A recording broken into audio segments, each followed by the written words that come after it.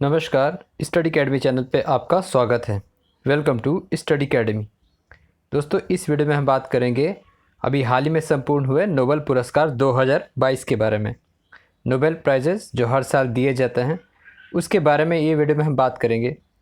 अगर आप किसी भी परीक्षा के लिए तैयारी कर रहे हैं तो करंट अफेयर्स और स्टैटिक जीके के लिए इस चैनल को सब्सक्राइब करें और वीडियो को अंत तक ज़रूर देखिए। तो हम बात करेंगे इसमें नोबेल पुरस्कार 2022 संपूर्ण विवरण, कौन विजेता हुए, किस चीज़ के लिए उन्हें पुरस्कार दिया गया, ये सब कुछ इस वीडियो में हम बात करेंगे और वीडियो को आप अंत तक ज़रूर देखें। तो चलिए फिर वीडियो को शुरू किया जाए। कुछ जानकारियाँ हम देख लेते हैं कि नोबेल पुरस्कार किसके नाम पे दिया जाता है। तो अल्फ्रेड नोबेल जिन्होंने डायनामाइट का आविष्कार किया था, ये स्वीडन के साइंटिस्ट थे और केमिस्ट थे, इंडस्ट्रियलिस्ट भी थे। तो इनके वसीयत और इनके ख्वाहिश के अनुसार 1895 में घोषित हुआ था कि हर साल नोबेल पुरस्कार दिया जाएगा और 1901 से नोबेल पुरस्कारों की शुरुआत की गई।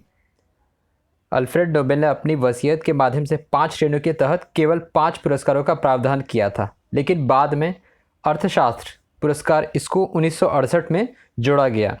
तो कुल 6 क्षेत्रों में नोबेल पुरस्कार दिया जाता है: चिकित्सा, भौतिकी, रसायन, साहित्य, शांति और अर्थशास्त्र। सभी पुरस्कार स्वीडन में दिए जाते हैं। सिर्फ शांति पुरस्कार नॉर्वे में दिया जाता है, नॉर्वे नोबेल समिति के द्वारा, और चिकित्सा को दिया जाता है कैरोलिंस्का संस्था के द्वारा। भौतिकी, रसायन और साहित्य, इन तीनों को पुरस्कार देती है royal Swedish academy of sciences, और अर्थशास्त्र को देता है स्वेरिज रिस्क बैंक, जिसकी शुरुआत अर्थशास्त्र की हुई थी 1968 से। तो इन 6 कैटेगरी में पुरस्कार वितरण होता है नोबेल पुरस्कार। अब हम बात करेंगे हर पुरस्कार विजेता के बारे में। शुरुआत हम करते हैं चिकित्सा। जो चिकित्सा का नोबेल दिया गया स्वीडन के ही स्वंते पाबो को पोलेनोजेनोमिक्स के लिए। पैलियोजेनोमिक्स के क्षेत्र में उनके अग्रणी कार्य के लिए चिकित्सा में नोबेल पुरस्कार मिला। पैलियोजेनोमिक्स विज्ञान की एक ऐसी शाखा है जो विलुप्त प्रजातियों से प्राप्त जीनोमिक जानकारी के पुनर्निर्माण और विश्लेषण से संबंधित है, इवोल्यूशन से संबंधित है। जो ह्यूमन इवोल्यूशन हुआ मानव प्रजाति का, उसके बारे में इन्होंने बताया कि उनका कनेक्शन किससे है, होमिनिन्स से है। उन्होंने पता लगाया कि 70,000 साल पहले अफ्रीका छोड़ने के बाद विलुप्त होमिनिन्स के जीनों को होमोसेपियंस में जीन स्थानांतरित कर दिया गया। तो होमोसेपियंस क्या, आपने साइंटिफिक नेम, वैज्ञानिक नाम पढ़ा होगा। तो ह्यूमंस को ही, मानव जाति के ही वैज्ञानिक नेम को होमोसेपियंस कहते हैं। तो होमिनिन जिसकी वर्तमान में सिर्फ प्रजाति है होमोसेपियंस, अतीत में होमोसेपियंस का निएंडरथल और डेनिसोवन के साथ समागम तथा संकरण हुआ था, यानी कि इंटरब्रीडिंग हुआ था, निएंडरथल और डेनिसोवन। तो इस दोनों नाम को आप याद रखिए। डेनिसोवा जो कि साइबेरिया में है, और वहीं से 2008 में एक हड्डी पाई गई थी, तो उस पर शोध हुआ था। और निएंडरथल जीन जो विभिन्न संक्रमण के प्रति हमारी प्रतिक्रिया को प्रभावित करते हैं, इसलिए पाबो ने निएंडरथल के ही माइटोकॉन्ड्रिया डीएनए का अध्ययन किया। और माइटोकॉन्ड्रिया क्या होता है? Powerhouse of the cell. तो इन्होंने उस शोध को बताया कि जो अभी ये होमोसेपियंस, इसका कनेक्शन निएंडरथल और डेनिसोवा से है, जो कि यूरेशिया में पाए जाते थे और धीरे धीरे वो विलुप्त हो गए और इसमें इंटरब्रीड होके होमोसेपियंस बने। तो इस चीज़ के लिए स्वंते पाबो को नोबेल पुरस्कार दिया गया ह्यूमन इवोल्यूशंस और पैलियोजेनोमिक्स के क्षेत्र में कार्य के लिए। नाम आप याद रखिएगा, एक नाम के लिए कोई ट्रिक की आवश्यकता नहीं है और कहीं ट्रिक काम नहीं करता। आप जितने बार पढ़ेंगे याद खुद ब खुद होगा। अब हम बात करेंगे भौतिकी का नोबेल पुरस्कार दिया गया royal Swedish academy of sciences द्वारा John F Clauser, Alain Aspect और एंटोन जिलिंगर को क्वांटम यांत्रिकी में इनके कार्य के लिए प्रदान किया गया। क्वांटम यांत्रिकी भौतिकी एक ऐसा उपक्षेत्र है जिसके अंतर्गत कणों, परमाणु, इलेक्ट्रॉन, फोटोन और उनके व्यवहार और आणविक एवं उप आणविक क्षेत्र में लगभग हर आयाम का वर्णन किया जाता है। क्वांटम मैकेनिक्स के बारे में आप जानते हैं। और क्वांटम एंटेंगलमेंट एक ऐसी घटना है जिसके अंतर्गत उप परमाणु कणों की एक जोड़ी को साझा अवस्था में रखा जाता है, जहां इनके पूरक गुण होते हैं।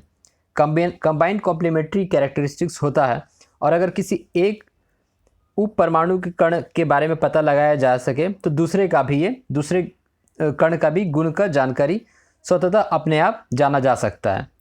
विजेताओं को उलझे हुए फोटोन यानी कि क्वांटम इंटेंगलमेंट के साथ उनके प्रयोग, बेल असमानता के उल्लंघन और अग्रणी क्वांटम सूचना विज्ञान के लिए सम्मानित किया गया। इन तीनों का नाम है John F Clauser, Alain Aspect और एंटोन जिलिंगर। इन तीनों को दिया गया भौतिकी का नोबेल पुरस्कार।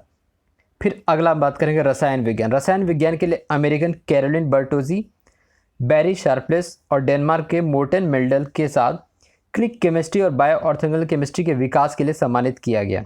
यह पुरस्कार शार्पलेस के लिए दूसरा नोबेल है। अब जो शार्पलेस है, बैरी शार्पलेस, इन्हें दूसरी बार नोबेल पुरस्कार दिया गया। पहले 2001 में भी रसायन विज्ञान का नोबेल इन्होंने जीता था। उन्होंने ऐसी प्रतिक्रियाओं की खोज की जो अणुओं को एक साथ स्नैप करने की अनुमति देती है, नए यौगिकों के निर्माण को सक्षम करती और कोशिका जीव विज्ञान में अंतर्दृष्टि प्रदान करती है।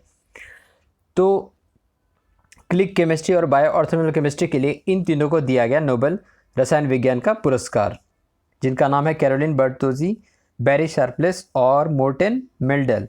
आप इसको ऐसे याद रख सकते हैं, शार्प बर्तन से मेडल बनाया गया।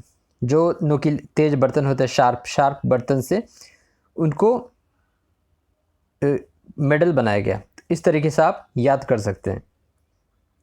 अब अगला है साहित्य। तो साहित्य में नोबेल पुरस्कार दिया गया फ्रांसीसी लेखक एनी एर्नॉक्स को, जो थीम था साहस और नैदानिक तीक्ष्णता, जिसके साथ वह व्यक्तिगत स्मृति व्यवस्थाओं और सामूहिक प्रतिबंधों को उजागर करती है अपने किताब और लेखन के द्वारा। इस चीज़ के लिए एनी एर्नॉक्स को साहित्य का नोबेल पुरस्कार 2022 का दिया गया। अंतरंग संबंध, सामाजिक असमानता, शिक्षा, समय और स्मृति के माध्यम से सामाजिक वर्गों को आगे बढ़ने का अनुभव और जीवन के अनुभवों को कैसे लिखना है, ये आदि विषय इन्हें अपनी पुस्तकों में शामिल करती हैं। इनका नाम एनी एर्नॉक्स है, फ्रांस की हैं, तो इन्हें इस बार का साहित्य नोबेल पुरस्कार दिया गया। फिर हम बात करेंगे शांति पुरस्कार। नोबेल शांति पुरस्कार पीस प्राइज बेलारूस के मानवाधिकार अधिवक्ता एलेस बालियात्स्की, रूसी मानवाधिकार संगठन मेमोरियल और यूक्रेनी मानवाधिकार संगठन सेंटर फॉर सिविल लिबर्टीज़ को प्रदान किया गया। अब देखिए, रसिया यूक्रेन में अभी जो जंग छिड़ा है, इसके वजह से रूस और यूक्रेन के जो संस्था इन्हें दिया गया। एक शख्स और 2 संस्था को नोबेल शांति पुरस्कार दिया गया। पुरस्कार विजेताओं में बेलारूस, यूक्रेन और रूस से होने के कारण रूस यूक्रेन के मध्य चल रहे संघर्ष के बारे में एक निहित संदेश भेजा गया है। रूसी मानवाधिकार संगठन, जो कि मेमोरियल है, इसकी स्थापना हुई थी 1987 में पूर्व सोवियत संघ में मानवाधिकार कार्यकर्ता द्वारा की गई थी, जो ये सुनिश्चित करना चाहते हैं कि कम्युनिस्ट शासन के उत्पीड़न के पीड़ितों को कभी विस्मृत नहीं किया जाएगा। फिर हम बात करेंगे यूक्रेनी मानवाधिकार संगठन Center for Civil Liberties. Center for Civil Liberties की स्थापना वर्ष 2007 में यूक्रेन में मानवाधिकारों और लोकतंत्र को आगे बढ़ाने के उद्देश्य से कीव में की गई थी। और तीसरा जो नाम है, जो 2 संस्था के अलावा एक जो नाम शख्सियत को दिया गया, एलेस बियालियात्स्की 1980 के दशक के मध्य बेलारूस में लोकतंत्र आंदोलन के आरंभकर्ताओं में से एक हैं और जेल में रहते हुए नोबेल पुरस्कार पाने वाले ये चौथे व्यक्ति हैं। आपसे एक सवाल पूछता हूँ, जेल में रहते हुए सबसे प्रथम बार नोबेल पुरस्कार पाने वाले व्यक्ति कौन थे? आप ज़रूर बताएं कमेंट बॉक्स में। तो शांति पुरस्कार एक शख्स और 2 संस्था को दिया गया, इन तीनों को कंबाइन करके। फिर हम बात करेंगे अर्थशास्त्र नोबेल। तो royal Swedish academy of sciences सेवरिस्क बैंक ने बैंक को आर्थिक संकट पर रिसर्च के लिए 3 अमेरिकी अर्थशास्त्रियों को, जिनका नाम है Ben S बर्नानके, Douglas W diamond और फिलिप एच डायबविग, इन तीनों को दिया सम्मान for research on banks and financial crisis. तो बैंक और वित्तीय क्राइसिस जो होता है, मंदी होता है, इसके लिए इनको दिया गया सम्मान। विजेताओं के आधुनिक बैंकिंग अनुसंधान स्पष्ट करते हैं कि हमारे पास बैंक क्यों है और उन्हें संकटों में कैसे कम संवेदनशील बनाया जाए और कैसे बैंक का पतन वित्तीय संकटों को बढ़ा देता है।